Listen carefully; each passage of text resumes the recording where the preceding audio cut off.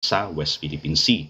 Pag natapos po natin ito, ay makakapag-comment na tayo ng maayos at magpuproceed na tayo doon sa tinatawag na mismong usapin, yun sa arbitral ruling at doon sa mga problema dyan sa West Philippine Sea, para wala nang makapagsasabing tayo ay pro-China.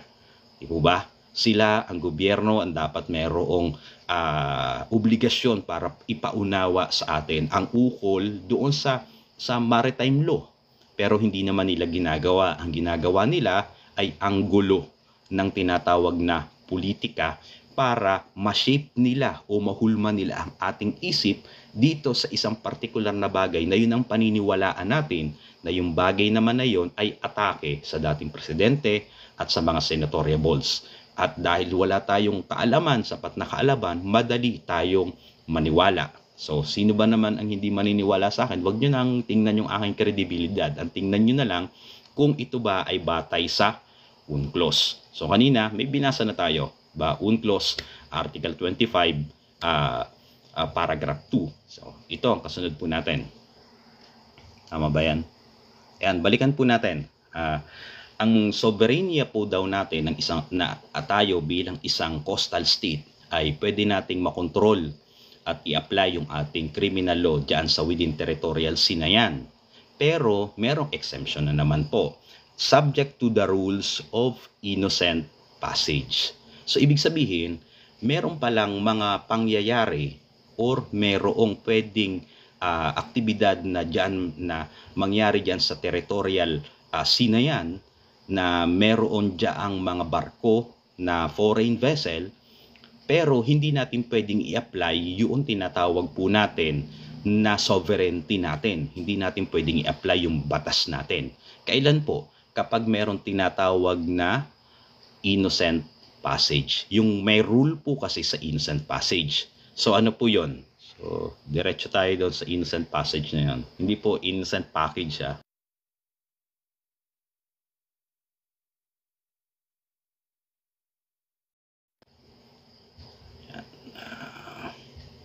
Yan. Medyo maliit na lang po ito kasi innocent passage applies only to ships passing through the territorial sea without calling at port in mukhang to na tayo na tag dito na napasobra. Balik tayo dun sa balik tayo.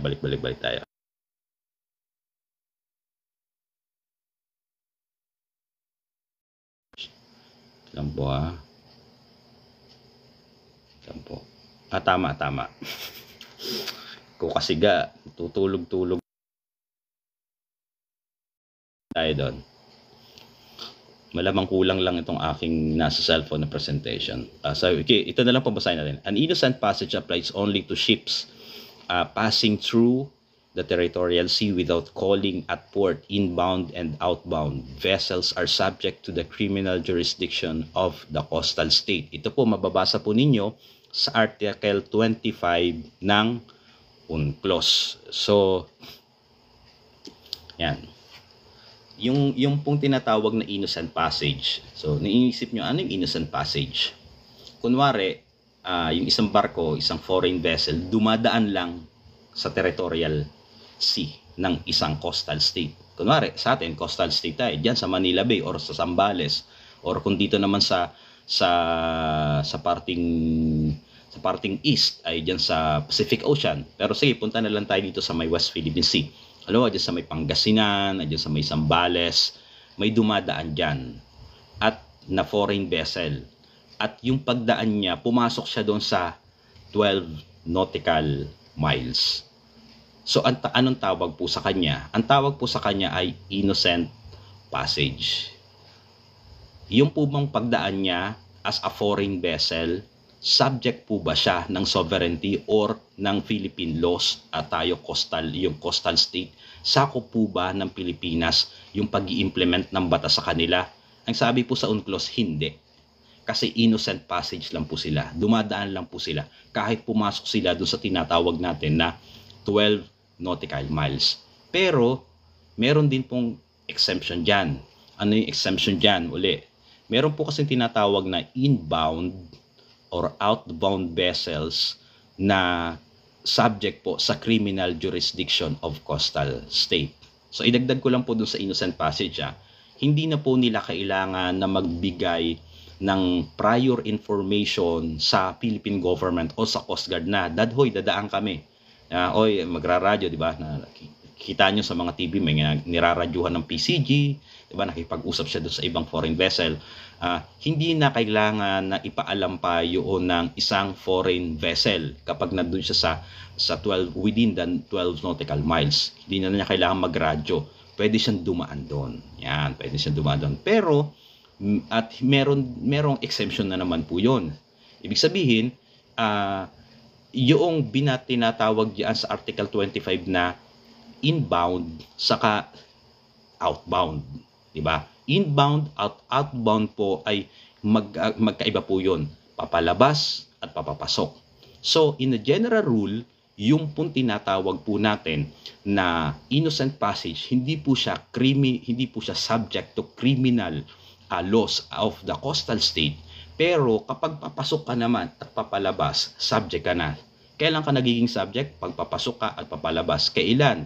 Kapag meron kang prior notice doon sa coastal state through the port. Ibig sabihin, meron kang talagang intensyon na pumunta sa puerto ng Pilipinas, nagsabi ka na, kunwari ay magbabagsak ka, kunwari ng mga goods galing sa ibang bansa. So, pag sinabi mo na papasok ka na, subject ka na doon sa tinatawag na criminal law ng Pilipinas. Iba po doon sa innocent passage na dumaan ka lang. Subject ka na. So kapag merong criminal activity or criminal act na nangyayari doon, ang magko-cover na po ay yung coastal state. Ganon din naman pag papalabas ka, yung outbound. So pag nandito ka sa internal water, pwede ka galing kang pier, merong while coursing hanggang bago makalabas naglalayag ka at nandun ka pa sa internal water, sa territorial sea, subject ka pa rin po ng tinatawag na criminal law ng coastal state. Ngayon, iba din yan kapag lumampas ka na doon sa pwede pa bang habulin pag lumampas ka na doon sa 12 nautical miles? Yung pag-aaralan po din po natin yon. So next po tayo next slide po tayo.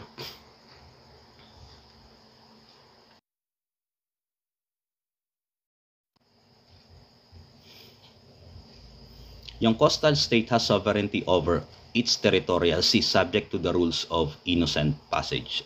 Tapos na pa. Walang yan talaga si Ga. Ga, tulog ka ba, Ga?